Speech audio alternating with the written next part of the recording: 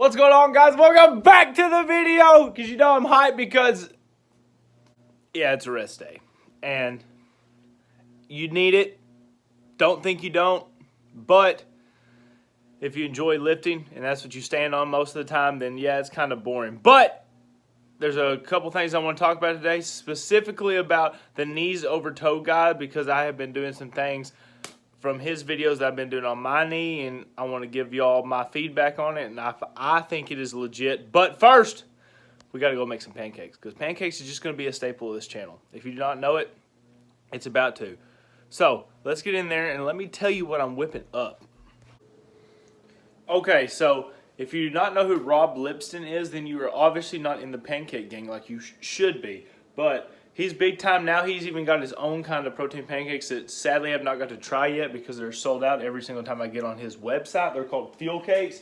They look freaking phenomenal. But here's the real question. Are they better than the pancakes that I make? We'll see one day. But he has a video that he put up about a year ago. I think it was the perfect protein pancakes of 2020. And this is the assortment that he has. And I'm about to figure out if this has anything to do with what his Fuel Cakes have in it, then I'll get like some sort of a feeling on how I think they will taste. But I'm going to make most of them just like his regular pancakes that he has in that exact video. But some of them, I've been really feeling like cherry stuff lately.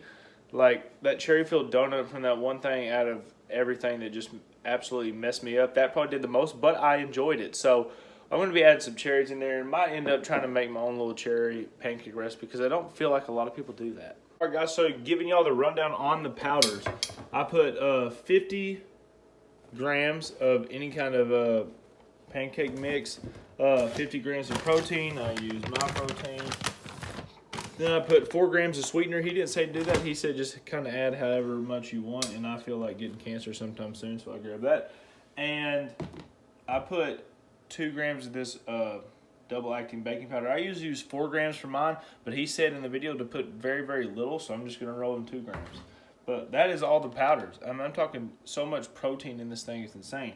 The next thing we got to go and add is going to be Greek yogurt. I don't ever put Greek yogurt in pancakes, so this will be very interesting. So Greek yogurt, low-fat or no-fat milk, some egg whites, and then that is going to be the pancakes. I'm going to add a little bit of cherries in some of the other ones.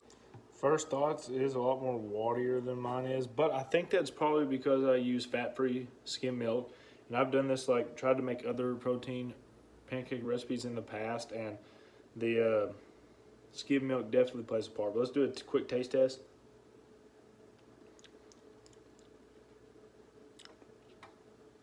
Kind of just pretty much tastes like my protein. Okay, so I'm kind of disappointed because this thing I'm talking is flat. There's not like anything like in Rob's videos, but it might be holding like a punch of a taste in there. So we're going to syrup it up just like I do many different things every night, and then try it out. And then we're going to start throwing some cherries in it and try to make it my. Okay, there you go. Ooh.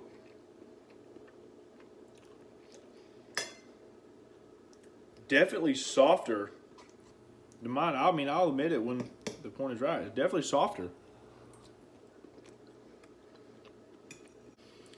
There's not much flavor just jumping out of me, but this is not what I expected the consistency to be like.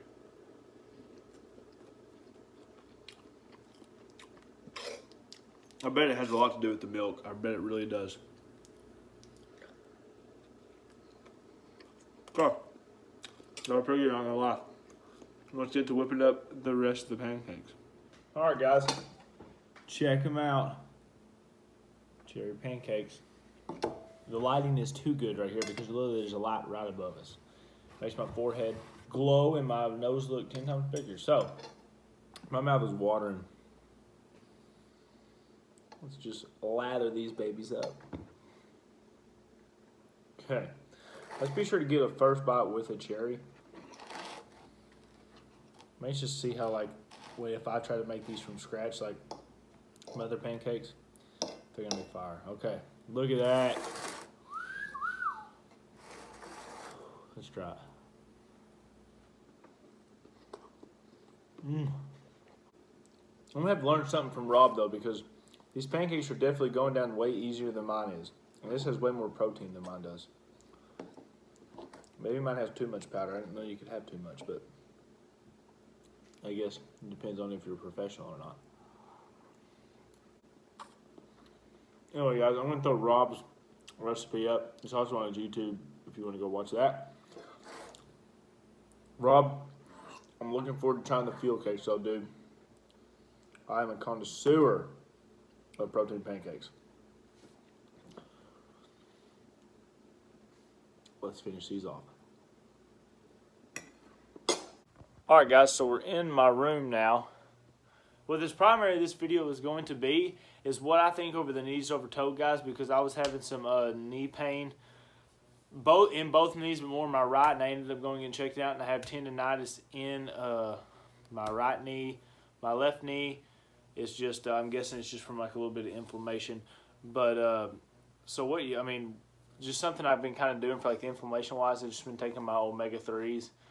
And it just seems to be helping a little bit, so I would just recommend, if you don't take omega-3s and you have like a bunch of inflammation in certain areas, most of the time that kind of helps. I'm not going to say it solves it 100%, but I would say look into it, do your research. I've been taking it, it's been helping a little bit. But anyways, back on to the knees over toe guy.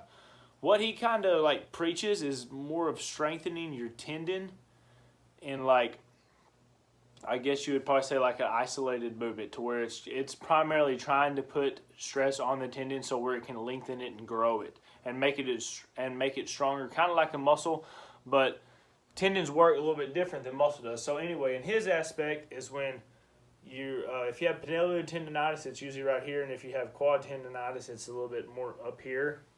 So either way, he said this could fix both. And mind you, let me say this real quick. I have not bought a program from him. I've just been going off his YouTube videos and implementing it into my training to see if it's helped. And I've been doing it now for probably about 3 months or so.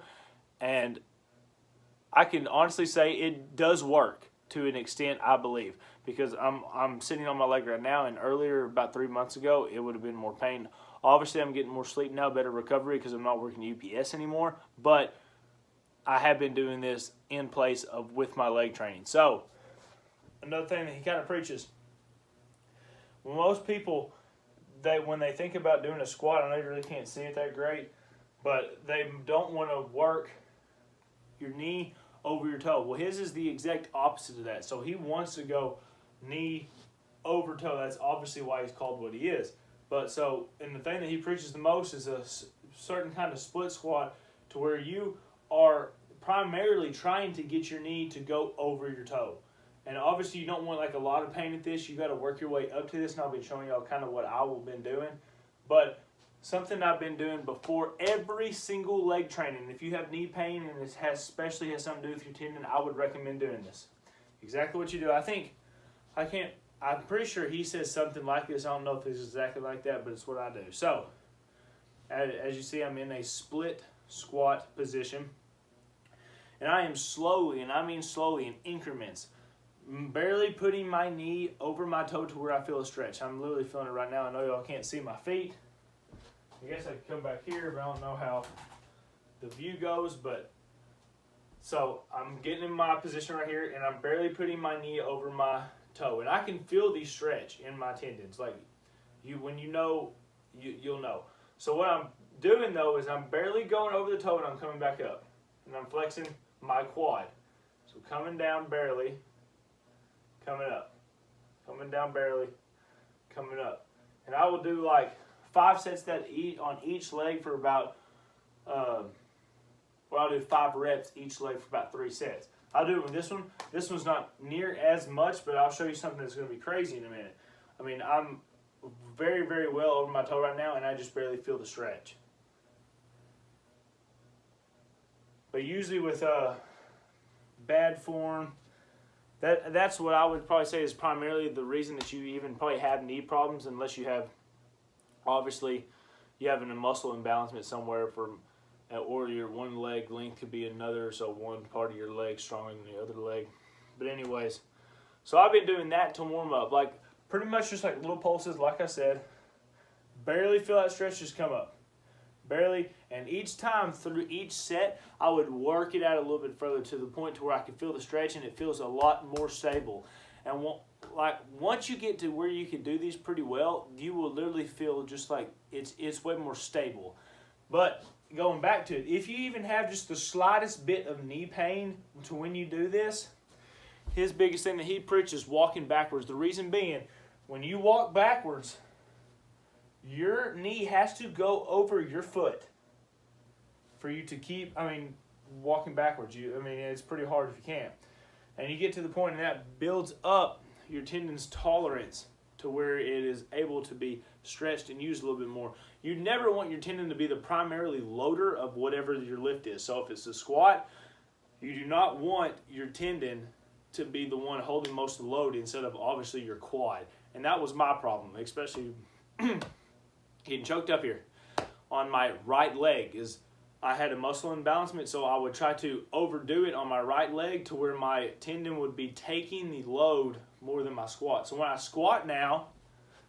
literally squat now, I have to watch myself and make sure that even when I start going down, that I'm feeling it in my quads and not feeling it just on necessarily my knee or my tendon, but going down into a full squat, and then you just come back up. So obviously like a squat. But when you get to the point to where you can get to do this and everything, I would do these before you even squat, and then you can squat and it feels a lot better. Another thing I've been implementing into that, I have not been doing this like on my designated squat days or like my quad days. I've been doing this like, I'll have like a hamstring primarily mover day, which usually I end up starting with the deadlift, and then I'll have a quad one, and then I start with a squat. I hit both in the session, obviously, with compound movements, but just judging by whatever workout I'm doing to start with, that's kind of the primary mover. So if on my hamstring day, so when I'm doing deadlift first, my next movement after my hamstring will be a quad movement, but it's not going to be one that I'm going to load up massively like a squat. I'm going to be doing a lot slower reps, but I'll still keep it like about 8 or 10 or so, about 3 sets, but I'll be doing his version of a Bulgarian split squat. I think he has another name for it. I can't remember what it is, but he has another name for it. So anyway, I'll even go first set, usually not even using weights. So you get in your freaking position right here, and when you start coming forward, his thing is he wants your calf to meet your hamstring. So when you come down like this, he wants it further than this, and your knee can't touch the ground, that's fine, but he wants it further than this. So he said if you cannot do that, it's okay to bring your heel up to where you can get to the position to do that. As you can see I'm doing it now. I'm pretty sure he can do it flat-footed, which is very impressive because the ankle mobility for that is just insane. But so no, like I said, I don't even use weight now 9 of the 10 times, but I'll get to this point, come back up, slowly go back down, make sure that my quad is taking the load and not my tendon. Let it freely go forward, roll my foot up to this position right here. And like I said, I've only done 2 sets of this, and I can already feel my quad just lighting up. You do the same thing on the other side. Go down.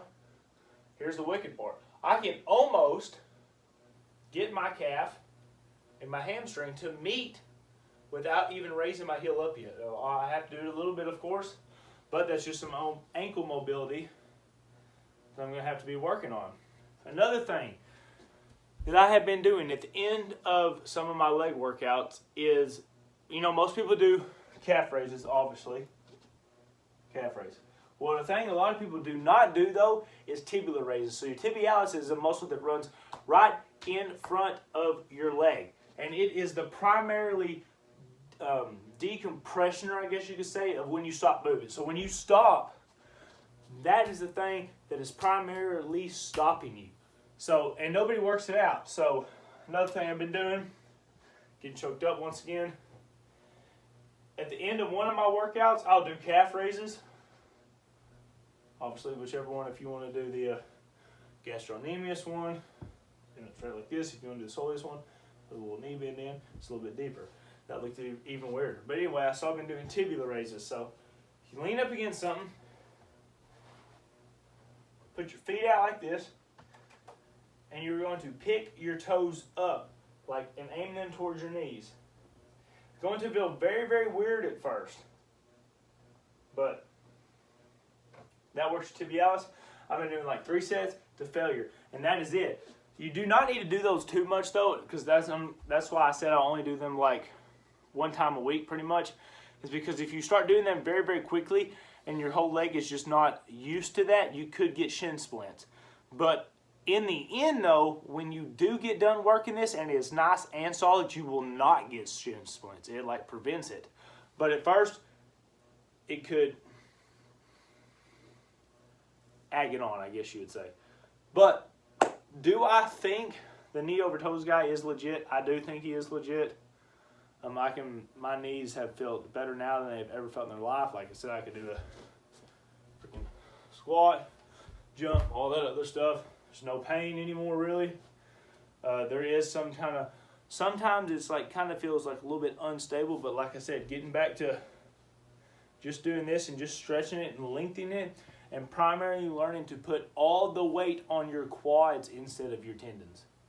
But that is pretty much it for the video. I just kind of wanted to give y'all my aspect and what I thought about the whole situation, and if I think somebody with knee pain should try it. I definitely do. If you want more information, go check out his channel, of course, and then you could get one of his programs. Like I said, I'm going to be completely honest with you, I have not got one of his programs. I've just implemented some of the things that I think I needed from his videos. Very informative videos. I encourage you to go watch them, especially if you got knee pain. But I'm going to end this video for today. I'm not going to say it was a quick one because I still think it was probably pretty long. But I hope y'all got some good information for this. Take my word with a grain of salt, of course. But thank y'all for watching. Like and subscribe, and I'll see y'all in the next video. I'm going to start flexing instead of doing the peace sign, because everybody does the peace sign. I'm going to start just going.